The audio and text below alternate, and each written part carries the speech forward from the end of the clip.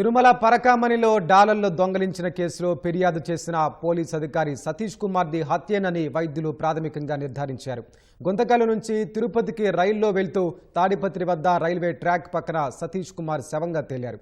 సతీష్ మృతదేహానికి రాత్రి 9 గంటల సమయంలో శవ పరీక్ష పూర్తి చేసిన వైద్యులు ఆయనది హత్యగా తేల్చారు. అనంతపురం జిల్లా తాడిపత్రి సమీపంలో రిజర్వ్ పోలీస్ విభాగం ఇన్స్పెక్టర్ సతీష్ కుమార్ శవమై తేరడం కలకలం రేపింది. ఆయనది హత్యగా ఫోరెన్సిక్ వైద్యులు ప్రాథమికంగా తేల్చారు. తిరుమల పరకామణిలో డాలర్లు దొంగలించిన రవికుమార్పై అప్పట్లో అసిస్టెంట్ విజిలెన్స్ అధికారిగా పనిచేసిన సతీష్ కుమార్ పోలీసులకు ఫిర్యాదు చేశారు. ఈ కేసు కోర్టులో జరుగుతుండగానే నిందితుడు రవికుమార్, ఫిర్యాదుదారు సతీష్ కుమార్లు రాజీ పడడంతో లోక్ అదాలత్లో కేసు మూసివేస్తున్నట్లు తీర్పొచ్చింది.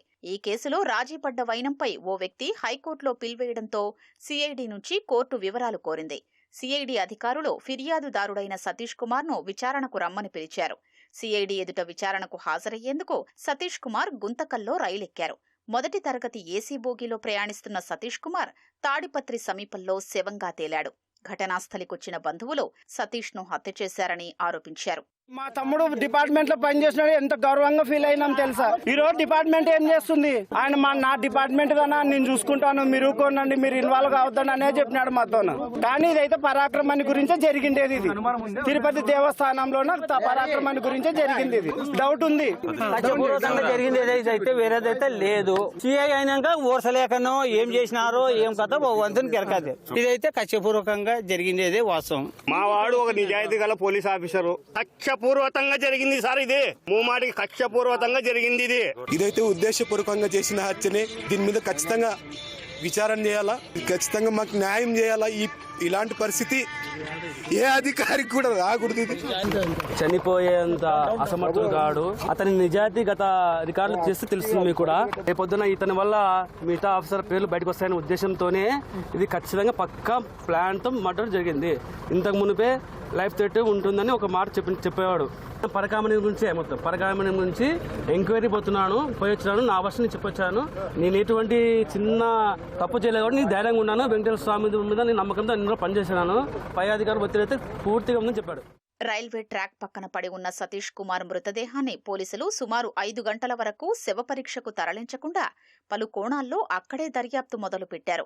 మృతదేహం వద్దకే క్లూస్ టీం, ఫోరెన్సిక్ నిపుణుల్ని పిలిపించి అక్కడ శవం పడిన వైనాన్ని, ఆయనకు కొద్ది దూరంలో సెల్ఫోన్ పడిపోయిన తీరును పోలీసు బృందాలు పరిశీలించాయి. సాయంత్రం అనంతపురం సర్వజనాసుపత్రి పోస్టుమార్టం విభాగానికి తరలించారు. సాయంత్రం 5 గంటలు దాటిపోవడంతో జిల్లా కలెక్టర్ ఆనంద్ ప్రత్యేక అనుమతితో రాత్రి 9 గంటల సమయంలో శవ పరీక్ష నిర్వహించారు. ఫోరెన్సిక్ వైద్యులు, జిల్లా ఎస్పీ జగదీష్ ప్రత్యక్ష పర్యవేక్షణలో శవ పరీక్ష జరిగింది. రైల్లో నుంచి ప్రమాదవశాత్తు కింద పడితే మృతి చెందే తీరు ఎలా ఉంటుంది, ఎలాంటి గాయాలవుతాయని ఫోరెన్సిక్ వైద్యులు ఎస్పీ జగదీష్ కు వివరించారు. సతీష్ కుమార్ తల వెనుక భాగంలో గొడ్డలి తరహా పదునైన ఆయుధంతో నరికినట్లుగా ఉందన్న విషయాన్ని వైద్యులు ప్రాథమికంగా నిర్ధారించారు. పుర్రె పగిలిపోయి ఉండడాన్ని గుర్తించారు. శరీరంలో పలుచోట్ల గాయాలతో పాటు అనేక భాగాల్లో ఎముకలు విరిగిన విషయాన్ని శవ పరీక్షలో నీకు తేల్చారు. సతీష్ కుమార్ మృతదేహంపై ఉన్న ఆనవాళ్ల ఆధారంగా ప్రమాదం కాదనే అభిప్రాయానికి వచ్చినట్లు తెలిసింది. ఈ విషయాలన్నీ జిల్లా ఎస్పీకి ఫోరెన్సిక్ వైద్యులు వివరించినట్లు సమాచారం. సతీష్ కుమార్ ను హత్య చేశారని కుల సంఘాల నాయకులు ఆసుపత్రి వద్ద ఆందోళన నిర్వహించారు.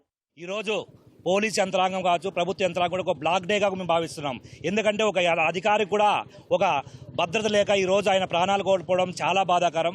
సిట్ విచారణకు వెళ్తుంటే గత పాలకులు ఎవరైనా కావచ్చు, గత పాలకులు వాళ్ళ నిజ స్వరూపాలు బయటపడతాయని చెప్పేసి వాళ్ళు జైలు జీవితం గడుపుతారనే ఒక బాధతో, ఒక ఆలోచనతో, ఒక అనుమానంతో ఈ వ్యక్తిని ఒక హత్య చేయనారని చెప్పేసి మాకు అనుమానం కూడా ఉంది. కాబట్టి ఈరోజు మేమంతా ఒకటే డిమాండ్ చేస్తున్నాం. నేటి అధికార ప్రభుత్వం కావచ్చు, తప్పనిసరిగా ఇది సిబిఐకి విచారించి సిఐ మృతికి తప్పనిసరిగా కారణమైన దుండగులను వెంటనే శిక్షించాలి. సతీష్ కుమార్ మృతి కేసును పోలీసులు తీవ్రంగా పరిగణిస్తున్నారు. సిఐడి, జీఆర్పీ, శాంతి భద్రతల విభాగాల నుంచి అనుభవమున్న అధికారులు, సిబ్బందితో 12 బృందాల్ని ఏర్పాటు చేశారు. సతీష్ కుమార్ గుంతకల్లులో రైలు ఎక్కింది మొదలు ఆ బోగిలో ఎవరెవరు ప్రయాణించారన్న విషయాల్ని లోతుగా దర్యాప్తు చేస్తున్నారు. పరకామణి కేసులో లోక్ అదాలత్లతో రాజీ పడ్డానికి ఎవరెవరి ఒత్తిడి పనిచేసిందనే కోణాన్ని పోలీసులు పరిశీలిస్తున్నారు. లోక్ అదాలత్లో రాజీ అనంతరం కుటుంబ సభ్యులు, స్నేహితుల వద్ద ఏం చెప్పాడనే విషయాల్ని తెలుసుకునేందుకు పోలీసులు ప్రయత్నిస్తున్నారు. రైల్లో ఏసీ మొదటి తరగతిలో వీఐపీలు కూడా ప్రయాణిస్తుంటారు. ఈ క్రమంలో అక్కడ భద్రత ఉంటుంది. మరి బోగిలో ఉండాల్సిన సతీష్ ట్రాక్ పక్కన శవంగా ఎలా తేలాడన్న విషయాల్ని శోధిస్తున్నారు.